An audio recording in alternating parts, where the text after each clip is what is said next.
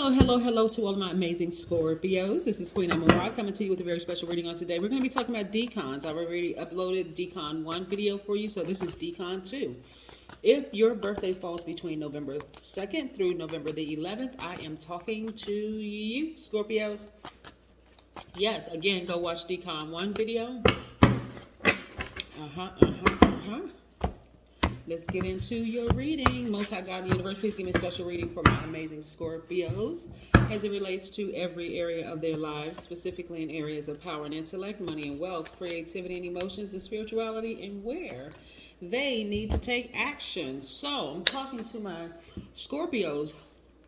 All Scorpios across the board are focused, brave, loyal, faithful, ambitious, resourceful, very passionate, and people consider you all as true friends. But then there's this little extra sprinkle on every sign, depending on what your sub-ruling planet is. And so the sub-ruling planets, so you have your ruling planets, Mars and Pluto, right? But you also have a sub-ruling planet. That sub-ruling planet is what adds a extra little oomph to your personality, to your character traits, to your characteristics.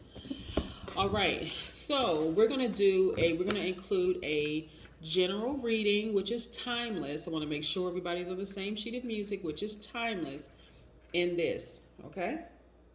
Good. We have the King of Pentacles. We have the Two of Wands.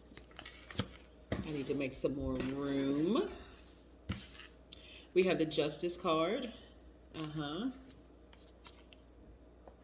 We also have the Moon card. Great.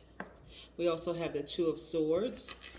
Wonderful. And we have the Judgment card. Yes. Pluto, which is one of your ruling planets. Very nice.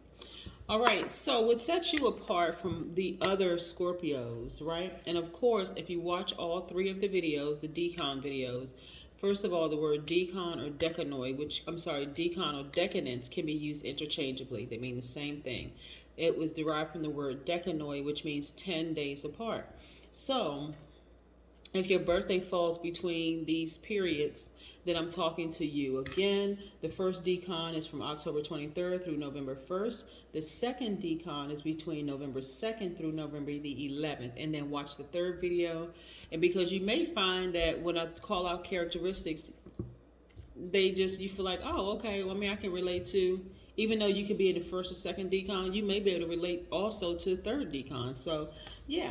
So, again, this is a general reading. These are the characteristics of a second decan Scorpio. Again, if your birthday falls between November 2nd through November the 11th, your keyword is regeneration. Your sub-ruling planet is Neptune. Neptune is the planet of sensitivity, combines with your ruling planet Pluto to accentuate an idealistic personality.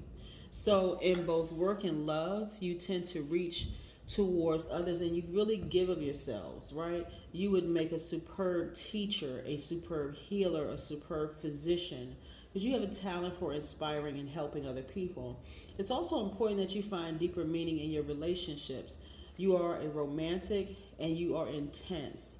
Love fulfills and completes you. And so once you can find contentment in love, you reach your true potential in other areas of your life. All right, so here we have somebody could, and this is part of the general reading, by the way, which is timeless. Somebody had some people in their lives that they really allowed to get close to them, but you weren't really seeing things. You had on blindfolds, right? Some of you all were in tricky relationships that you eventually had to sever ties with that tricky relationship because you ascended higher and they were on a different frequency than you, right? But you had to remove the blindfolds to actually see it. Sometimes you could want the person to be what they are not, right?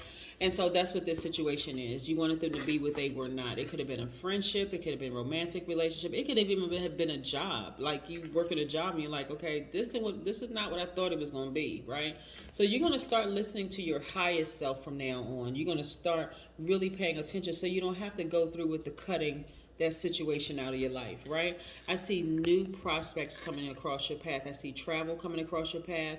I'm looking at the fact that you're thinking about your past, but you're not going backwards, right? Not at all. And I also see you have the Midas touch. So you're a person who always had the ability to acquire wealth. That's not a problem whatsoever. But sometimes tricky relationships, which is what this moon card represents, and it's attached to Pisces, by the way, even though the moon is Cancer's ruling planet, but in tarot, this is attached to Pisces, which is one of your sister signs, by the way. And this is Pluto, which is your ruling planet. So, you have, like I said, some relationships could just really be tricky relationships. You could look great on paper, like everybody around you could say, oh, they look great together.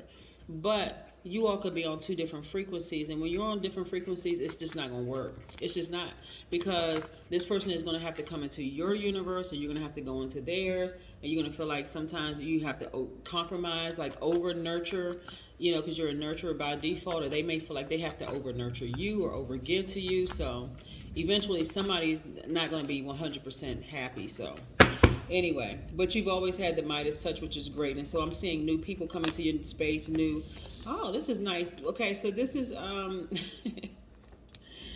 so this is what's in common for at least the first and second decan. We'll see what's in the third decan. There's a lot of money in your cards. Here we have the King of Cups. I see a lot of you all going near a body of water, which is, you're a water sign, so you're recharging. I see also you cutting out fear. The Devil card represents fear, doubt, an addiction of some sort. I see you cutting out fear, like not being fearful at all. Because that's something that could have resided inside of you. Like, you know what? I just know.